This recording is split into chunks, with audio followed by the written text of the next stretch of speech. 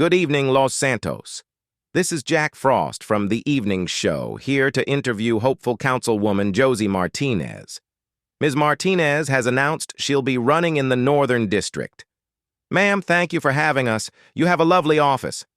It's my pleasure, Jack. You're very welcome. Thank you for taking the time to speak with us today. Let's start by discussing your journey into politics. What inspired you to run for office? I've always had a passion for community service and a strong belief in the power of local government to make a positive impact. I've had a rare peek into the municipality's workings due to the work my fiancé did. That, along with seeing the potential for change and improvement in our community, motivated me to step up and contribute to the decision-making process. That's commendable. You're taking a run at the Northern District, am I right? That's correct, Jack. The Northern District is where I have learned, lived, and worked for the past 13 years. I did my MBA at Ulsa. I had my own store there for a few years. And currently, I'm the president of the Great Western Club, a golf society. I've lived in almost every neighborhood in the district at some point. I suppose it's fair to say that I live and breathe the Northern District.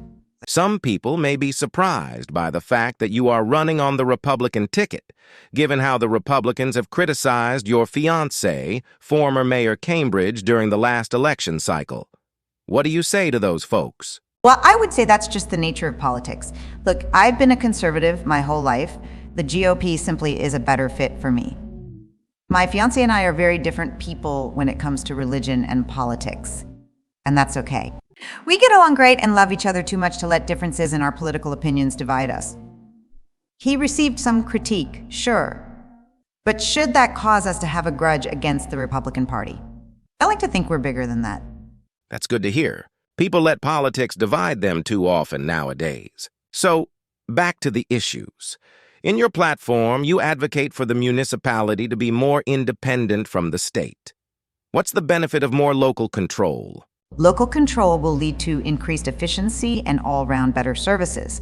It will allow us to better uphold the principles of limited government and individual liberty that make up the core of the Republican way of thinking. Right. So what you're saying is, let the city decide on city matters. That's exactly what I'm saying, yes. When decisions are made at the local level, it makes it so that policies that are put in place are more tailored to our city's needs and circumstances.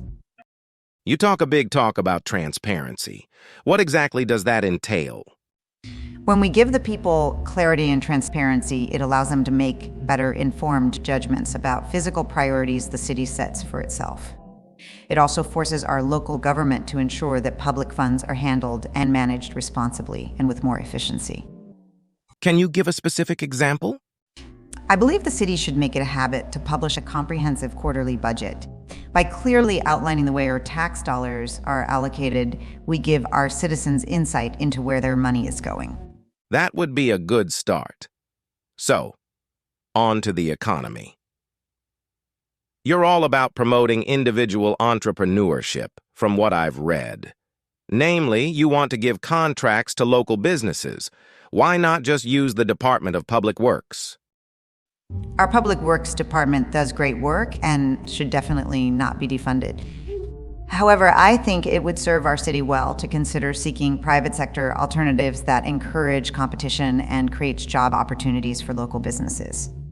By issuing contracts to, for example, construction and landscaping companies, we will create healthy competition, which in turn will result in a reduced burden on the taxpayer, while at the same time ensuring the quality of services does not waver.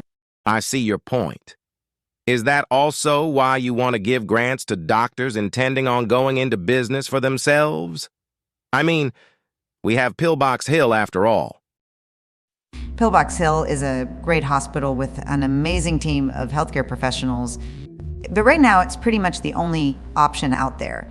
The cost of acquiring a building and filling it with expensive equipment on top of having to pay staff is just too big a hurdle. Doctors should be able to apply for a grant that will help them alleviate the financial burdens and challenges that come with starting a private practice. I see. So more diversity in the healthcare sector. I can get behind that.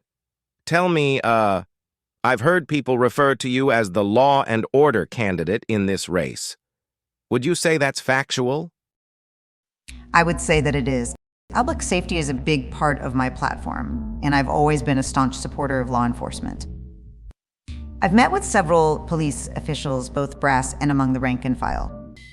And from what I gathered, the Los Santos Police Department is very willing to work with the municipality in order to make our communities safer. We're almost out of time here, ma'am. It's been a productive conversation, and I want to thank you for sitting down with us again. We do have a minute or so left, though, so I want to give you a platform to speak directly to the citizens of Los Santos.